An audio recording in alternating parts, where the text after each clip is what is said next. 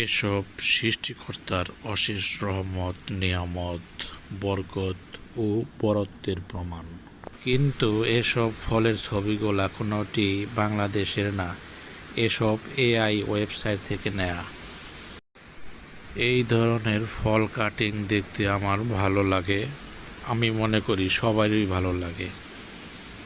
যদিও সব ধরনের ফল আমাদের দেশে উৎপন্ন হয় না, উল্লেখযোগ্য কিছু সুস্বাদু ফল আমাদের দেশে হয়, যেমন জাতীয় ফল কাঁঠাল, আম, পেয়ারা, পেঁপে, তরমুজ, বাদাম, ধান, পাট এবং বিভিন্ন ধরনের সবজি ইত্যাদি। এখন প্রচুর বৃষ্টি হচ্ছে, এটা বৃষ্টির শব্দ। বিদেশে অনেক সুন্দর ও সুস্বাদু ফল উৎপাদন হয়, কারণ ওইসব দেশে এয়ার পলিউশন হয় না। পরিবেশ দূষণের ব্যাপারে তারা যথেষ্ট সচেতন। বিদেশ থেকে আমরা প্রচুর খাবার জাতীয় পণ্য আমদানি করে থাকি। যত দিন যাচ্ছে খাবার জাতীয় পণ্যের আমদানি বাড়ছে।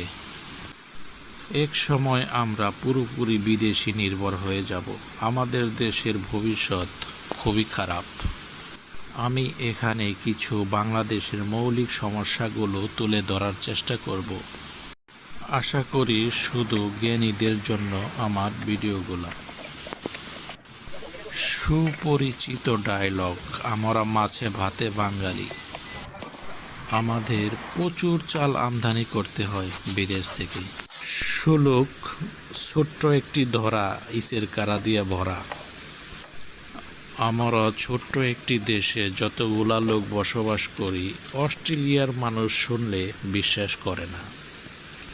আমরা এখানে বাংলাদেশে 18 কোটি লোক বসবাস করি।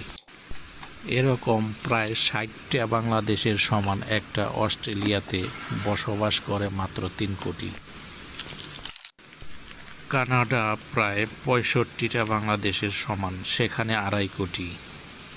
এই 18 কোটি জনসংখ্যার চাল উৎপাদন করার জন্য যতটুকু জমি দরকার আমাদের ততটুকু জমি নেই। এই ফসলি জমি ভরাট করে তৈরি করা হচ্ছে বাড়িঘর, মিল, ফ্যাক্টরি, ইন্ডাস্ট্রি। আর মাছের কথা বলতে গেলে তো আরও ভয়াবহ। এখন প্রায় 90% মাছ চাষের। মিল, ফ্যাক্টরির যত বর্জ্য আসে সব নদীতে।